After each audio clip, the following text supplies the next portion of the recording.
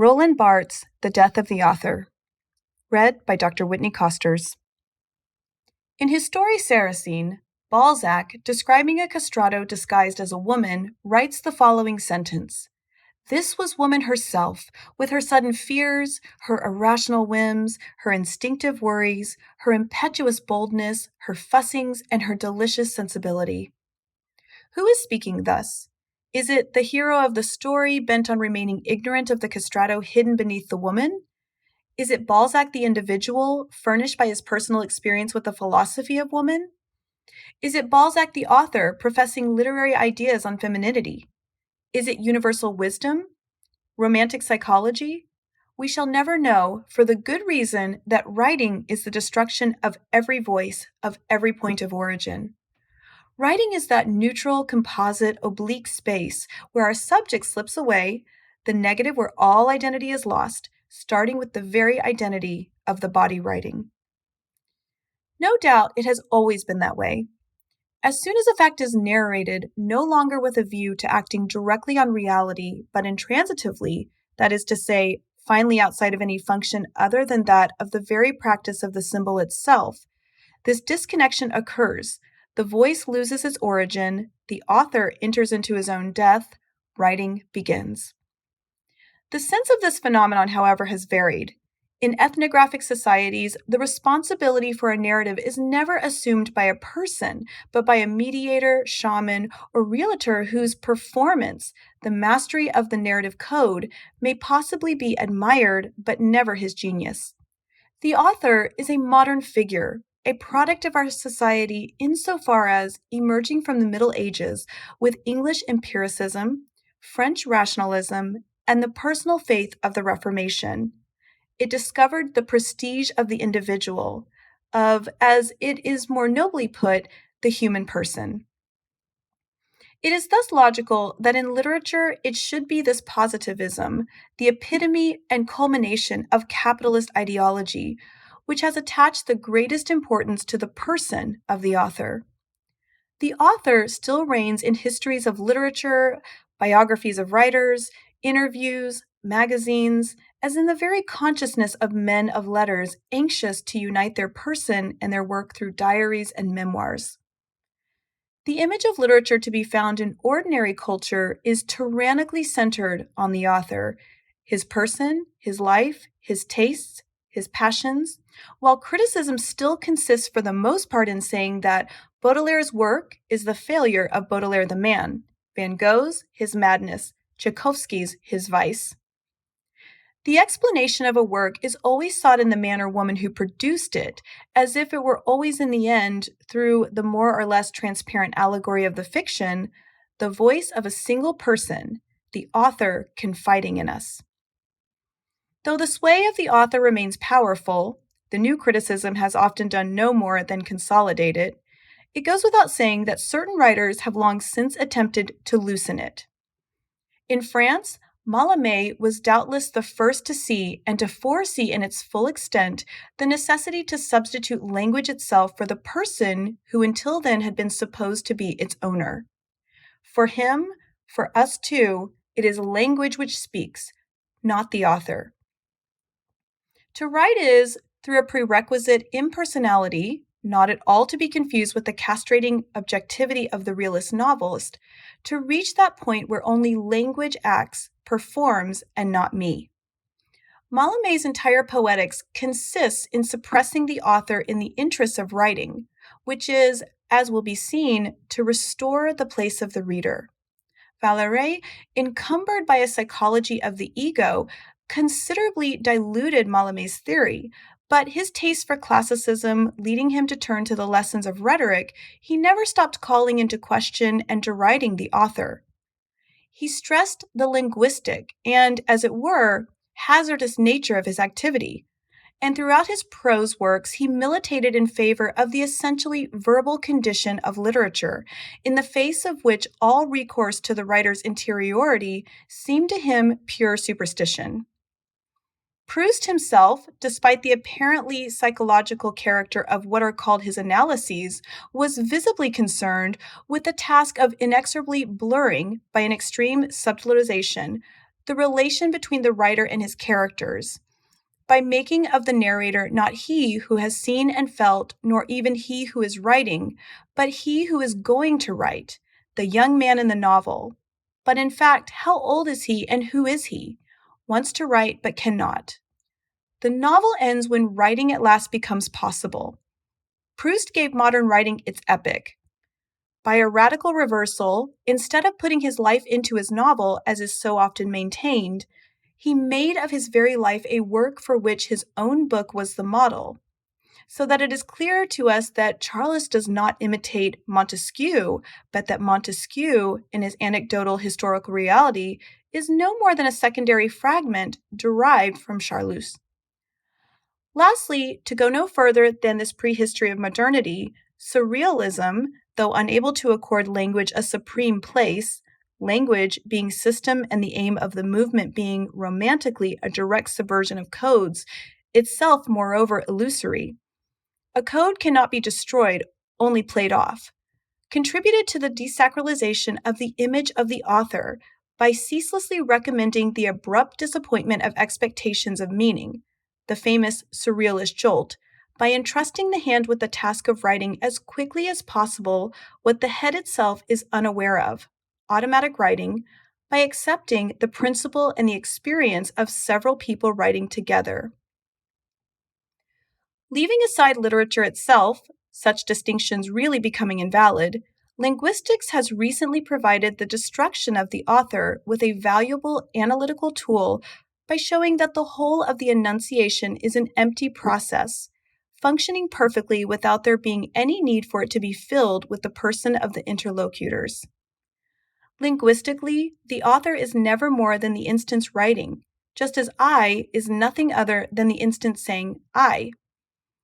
Language knows a subject, not a person, and this subject, empty outside of the very enunciation which defines it, suffices to make language hold together, suffices, that is to say, to exhaust it. The removal of the author, one could talk here with Brecht of a veritable distancing, the author diminishing like a figurine at the far end of the literary stage, is not merely an historical fact or an act of writing. It utterly transforms the modern text, or, which is the same thing, the text is henceforth made and read in such a way that at all its levels the author is absent. The temporality is different.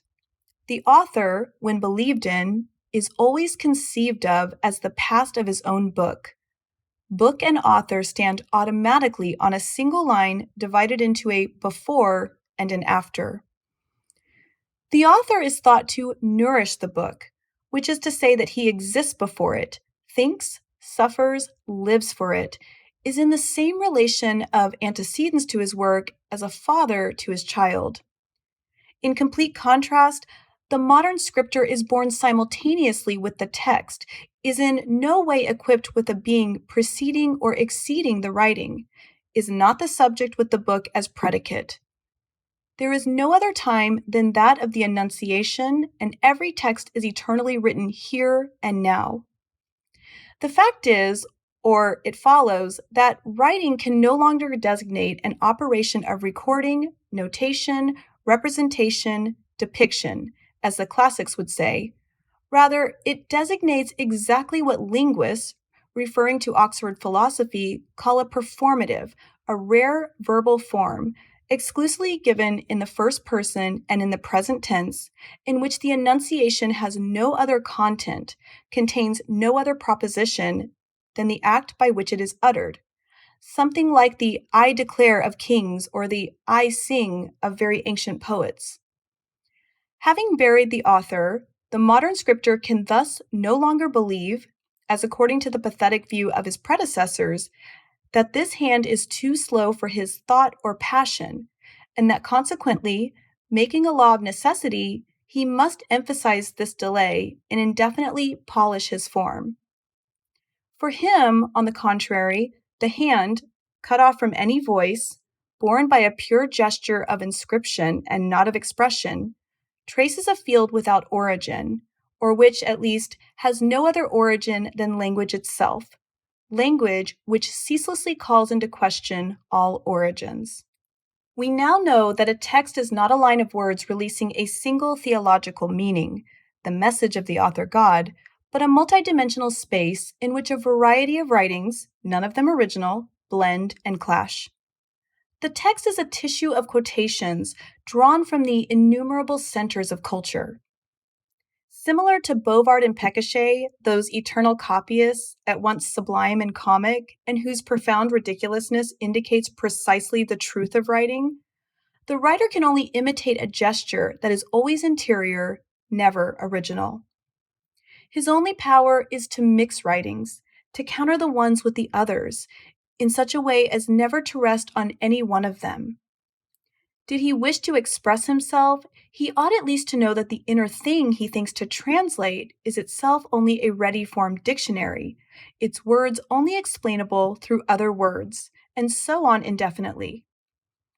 Something experienced in exemplary fashion by the young Thomas de Quincey, he who was so good at Greek that in order to translate absolutely modern ideas and images into that dead language, he had, so Baudelaire tells us in Paradis Artificiel, created for himself an unfailing dictionary, vastly more extensive and complex than those resulting from the ordinary patience of purely literary themes. Succeeding the author, the scripter no longer bears within him passions, humors, feelings, impressions, but rather this immense dictionary from which he draws a writing that can know no halt. Life never does more than imitate the book, and the book itself is only a tissue of signs, an imitation that is lost, infinitely deferred. Once the author is removed, the claim to decipher a text becomes quite futile. To give a text an author is to impose a limit on that text, to furnish it with a final signified, to close the writing. Such a conception suits criticism very well, the latter then allotting itself the important task of discovering the author, or its hypostases, society, history, psyche, liberty, beneath the work. When the author has been found, the text is explained. Victory to the critic. Hence, there is no surprise in the fact that, historically, the reign of the author has also been that of the critic, nor again in the fact that criticism, be it new, is today undermined along with the author. In the multiplicity of writing, everything is to be disentangled, nothing deciphered. The structure can be followed, run, like the thread of a stocking, at every point and at every level, but there is nothing beneath. The space of writing is to be ranged over, not pierced. Writing ceaselessly posits meaning ceaselessly to evaporate it, carrying out a systematic exemption of meaning.